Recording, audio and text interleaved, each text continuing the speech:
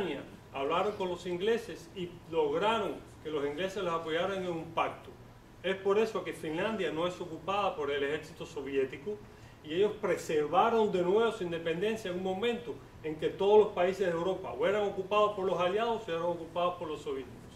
A partir de ese momento los finlandeses aprendieron la lección de que no nos podemos enemistar con una gran potencia porque perjudica nuestra posibilidad de existencia para el futuro. Y tampoco podemos contar con la solidaridad de los demás para buscarnos problemas.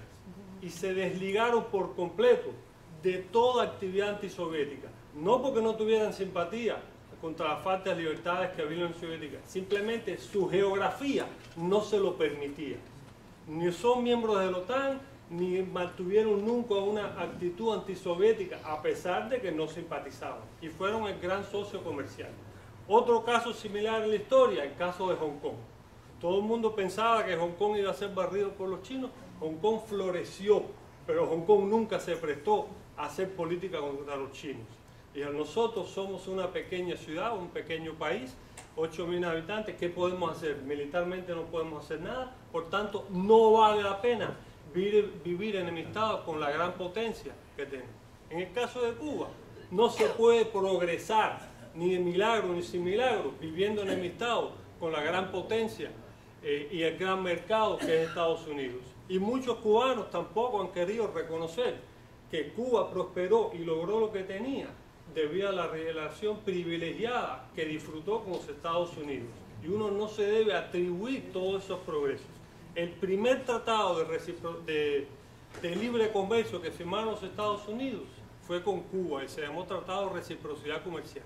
Sin embargo, en los textos cubanos yo me he encontrado constantemente que se habla que ese tratado era negativo para los Estados Unidos, cuando precisamente fue ese tratado el que justificó las inversiones norteamericanas, que al traer las mercancías producidas en Cuba bajo aranceles, concentró esa inversión de capital en Cuba y no en el resto de Centro y Sudamérica.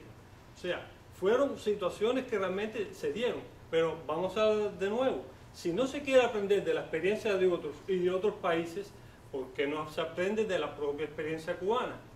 En 1902 se creó la República. En 1903 comenzaron las desavenencias. En 1904 eran prácticamente crisis y degeneró en una revolución en 1906. Yo no he visto un centenario de los trabajos conmemorando esa fecha. No he visto nada publicado. En 1911, 1909 hubo otra crisis, que fue la sublevación de los negros.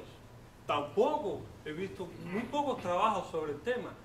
4 años después, en 1917, José Miguel Gómez vuelve a alzarse, otra vez por desavenencias con el grupo gobernante.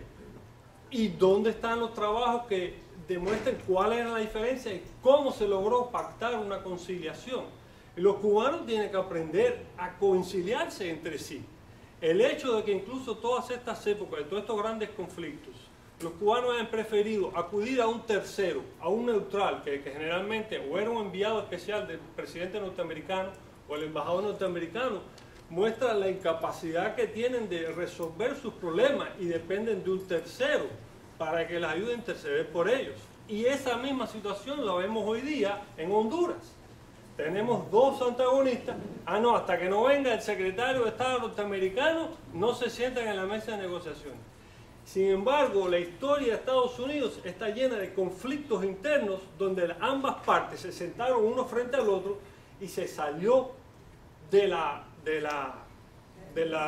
situación difícil a través de una negociación en la que ambas partes hicieron concesiones y ambos quedaron no quedaron como enemigos. Para mí es un ejemplo de cómo esta gran nación salió del conflicto, de la guerra civil, sin represalias.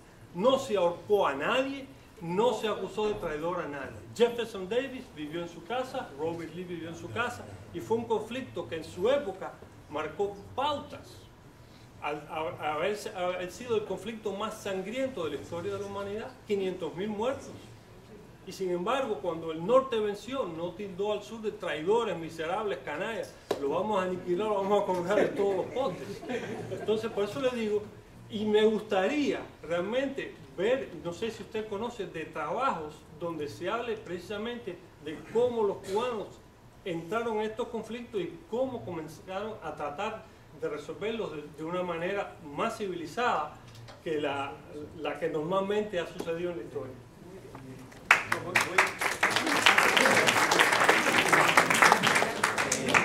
Muy interesante el comentario y además muy rico, ¿verdad? En todas las experiencias ha sido de verdad un comentario mejor que la conferencia.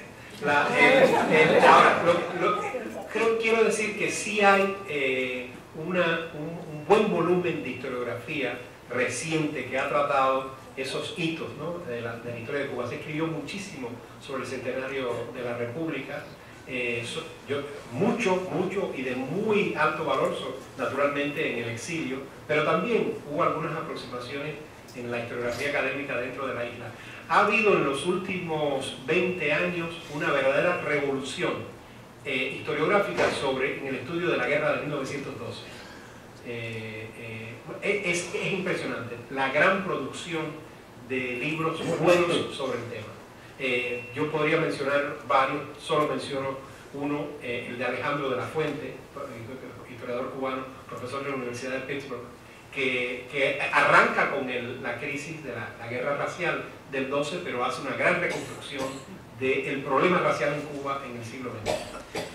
O sea que sí hay muy buena bibliografía. Ahora, la pregunta que hace es ¿qué tanto aprenden los actores políticos de esa reconstrucción historiográfica del pasado que hacen los académicos, los historiadores? Me temo que poco, ¿no? Yo creo que sobre todo en la clase política de la isla hay muy poca receptividad a la gran y valiosa producción académica e intelectual de la isla y del exilio. Muchísimos historiadores y académicos del exilio, como tú debes saber, no existen para esa clase política, por lo tanto ni los leen ni aprenden de ellos, ¿no? O sea, yo creo que ahí en ese ángulo, digamos, de tu pregunta es poco lo que se ha avanzado, es poco, creo yo, lo que han aprendido los actores políticos de la obra de los intelectuales y los académicos, pero la producción académica e intelectual sobre la historia de Cuba es cuantiosísima y está en un proceso de renovación, sobre todo en las últimas décadas. Sí. Rafael, una pregunta, por favor.